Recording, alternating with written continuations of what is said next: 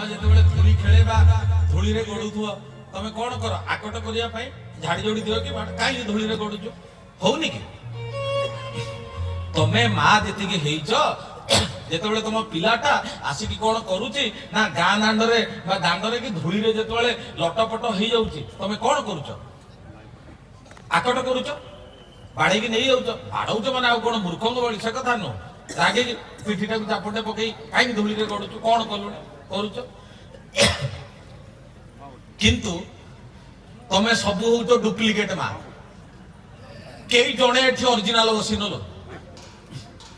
मु बर्तमान जो कथाटा कहि मन घर धरज कहे गला बेकार आज सका सका आरंभ कौन गुरुजी एमती बकिले शोधिले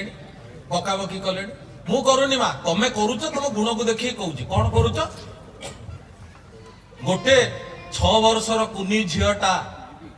6-7 वर्षर कुनी झीटा कौन करुच्ची ना जगन्नाथ को देउल जा बोपा माँ सब कौन करुँच ना देउल ठाकुर मु जुआर है बेले जुआर न होगी से कालिया को कहूँ कहे हे मो बापा माँ जो जुआर होती तोते प्रभु जुआर होती मो बापा माँ को गोटे कथा मो तरफ पचारती मुझे पचारि से मत बाड़े ना कौन कौन ये झील कहूँ मन रखार कथा अति अपूर्व विचित्र कथा ताकू नहीं आज कहानी गाँ दांडरे धूली खेलिले माँ मते मारुछि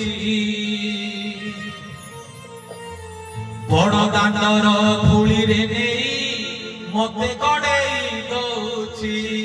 करूछ ना लाज नहीं ताले घरे कहीं मारथुलो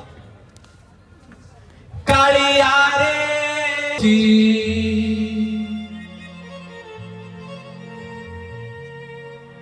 गाँ दांडरे धूली खेलिले माँ मते मारुछि बड़ दांडर धूली रे नहीं मते गड़ेई दउछि हाथ धोई बाकू माँ मते कहिछि अबढ़ा खाइबू हाथ न धोइण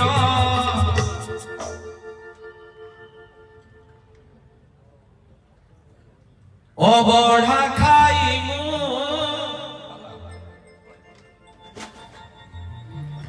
हाथ न धोइण मुंडरे पोछि दउछि कला कालिया ए सांग मो माँ को टिके बुद्धि देनी मो हाथ न धोइला बेलू घरे खाई ओईठा हाथ जदि कड़े गला बेलू चटकटीटे पकई दउछि आसिक गालटा पोड़ा मोईटा तू जानी पानु ओईठा हाथ रे बोलुछु ये कौन खाइला बेलू मो हाथ धोइया गला बेलू से घरे हाथ न धोई माड़ ये हाथ धोइया गले माड़ को माई कहीं ये कौन हूँ प्रभु अबढ़ा खाइमु हाथ न धोइण मुंडरे पोछि दउछि कालिया रे कालिया रे कालिया रे कह केमिति होउछि कह केमिति होउछि कह केमिति होउछि कह केमिति होउछि कह केमिति होउछि कह केमिति होउछि कह केमिति होउछि कह केमिति होउछि ब्रह्मताली जो 5 प्रकार रोग पाई जो शिखई देइथिली ब्रह्मताली हेइ जिवो आज ब्रह्म कपाली कहि देबी हां ब्रह्म कपाली कहि कि कथाटा को कहानी के आगु नहीं जिबा आज ब्रह्म कपाली सारी दबा आगे ब्रह्मताली टाको देई देकी तापर ब्रह्म कपाली शिखई देई संगे संगे मा कहानी के पळेबा आज गोटे घंटार कहानी किंतु खाता पुरीबा आज 10 पेज घर परिवार पाई मात्र गोटे घंटा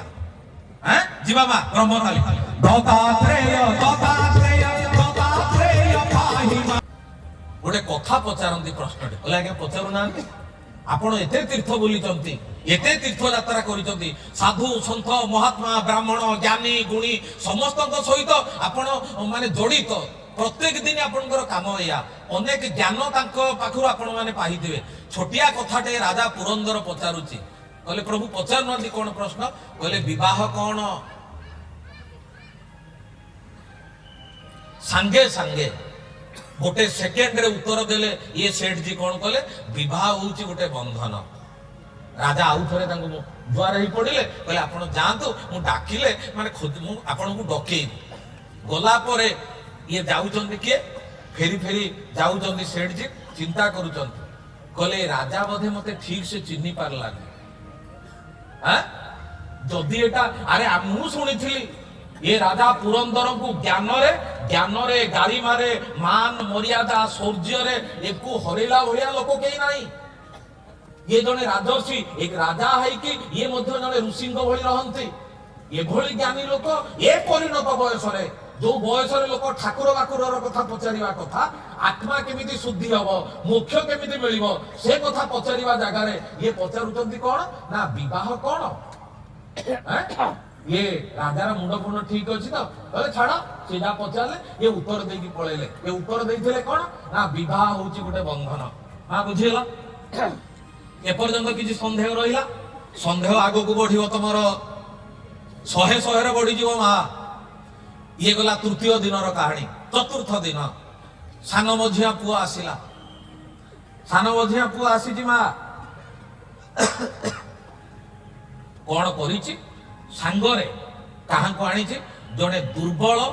पतला ब्राह्मण लोक खोजी खोजी के आनी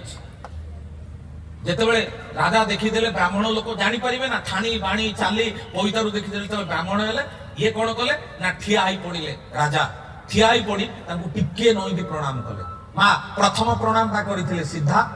टिके मन रखी चारिटा प्रणाम काली मु कही ना शरीर माँ दीटा जगार थाए समस्त दीटा माँ काली प्रमाण दे है विज्ञान दृष्टिकोण काली कहीदे माँ माँ दीटा काली प्रश्न थिला जे बापा तीनटा केमी क्या बापा कहती ये शरीर को केमिति बंचाऊँ आज तो सारिबा ना ये सेमिति माँ या सहित तो चारिटा प्रणाम ये टिके नईकी प्रणाम कले करी कौन कले ना पुओ को पचारे बाबा इनको कौट पाइलु बाबा मु बहुत बोलिली बोली बोली एभली जड़े महात्मा आम राज्य में अच्छा देखीदेला मो मन भारी खुशी हो गला कहले बाबा कौन कहले बाबा कहनी टिके कौन एकर उत्साह बढ़ीगला कौतूहल बढ़िला राजा कहले बाबा कौन तांको विषय कहनी कहले बाबा कथा कौन कि ये जो ब्राह्मण ये अद्भुत ब्राह्मण ये कौन करिसंती ये खाली पादरे चाली चाली चारि धाम जाइछंती आमर चारि धाम ना नो कि ना ताकू भी भूली जाइथिले किंतु गोटे कथा तुमर बहुत भलरे मन थी